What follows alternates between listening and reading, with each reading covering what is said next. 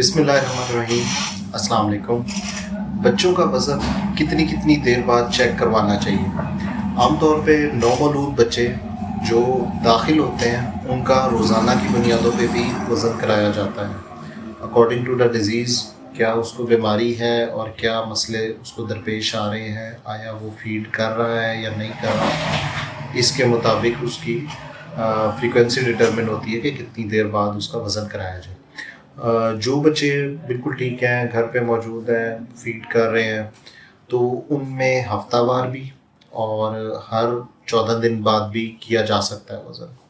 इसके अलावा पैदाइश पे वज़न होना लाजमी है। जो ज़रा बड़े बच्चे होते हैं उनका रिकमेंडेड ये है कि हर महीने वज़न लाजमी चेक किया जाना चाहिए। बच्चों का वज़न बार बार करवाना क्यों ज़रूरी है? इससे बच्चे की ग्रोथ के बारे में, उसकी नशोनुमा के बारे में पता लगता है। अगर खुदा न खास्ता बच्चे में कोई क्रॉनिक मसला चल रहा है या उसकी खुराक उसको सही नहीं दी जा रही या बच्चा बार बार बीमार हो रहा है, तो इन सूरतों में बच्चे का वज़न नॉर्मल लिमिट से नीचे होने का ख़तरा होता है।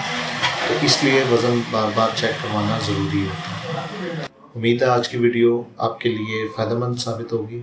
शुक्रिया।